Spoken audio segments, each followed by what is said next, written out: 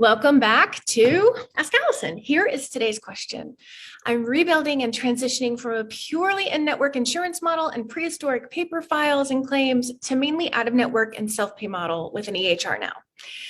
This has not been an easy transition after 20 years of practice. I'm overwhelmed by the shifts and rebuilding my caseload after losing clients due to the changeover to self-pay and out-of-network.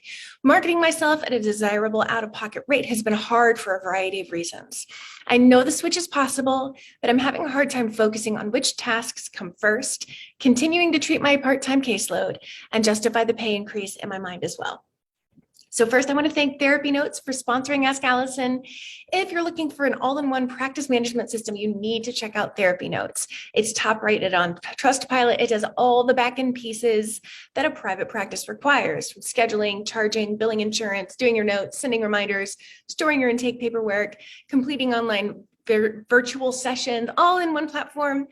You can get 2 months free. If you'd like to play with it, see if it's for you, you can use the code ABUNDANT at checkout at therapynotes.com. So congrats on taking on new and different for this person. I know it probably doesn't feel like it right now, but you will absolutely be glad that you did this later on. The very most important step right now is to continue to be a great clinician to the clients that you have, which can be really hard when you're worried about your livelihood. You mentioned marketing your practice at the out-of-pocket rate has been hard for a variety of reasons. And I don't know your specific reasons, so I'm going to assume they're similar to most people's. So if you've been an insurance-based practice for 20 years, you probably haven't had to market very much. 20 years ago, therapists on insurance panels had a really different experience. And so you're out of practice at best, and marketing is brand new at worst. The great news is that marketing your practice is way easier than the tough clinical work you've been doing for 2 decades. The bad news is that because it's new and different, it's going to bring up all of your not good enough stuff as you figure out what works for you. So this happens to therapists right out of grad school, seasoned professionals, and everybody in between.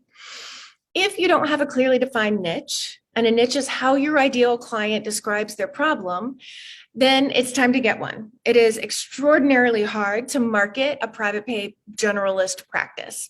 When clients choose to pay out of pocket, they're paying for expertise. Next, make sure you have a website. On your website, make sure any stranger who lands there is really clear about who your niche is. You wouldn't want them to walk away with any confusion at all. And that typically happens when we try to include everyone that isn't in our niche as like a safeguard. It usually backfires on us. With 20 years in the field, you probably know a lot of people. Now is the time to refresh some of those relationships. You want to be the first person another therapist thinks of when someone mentions your niche. Lastly, come up with a marketing plan for up to 3 other marketing strategies.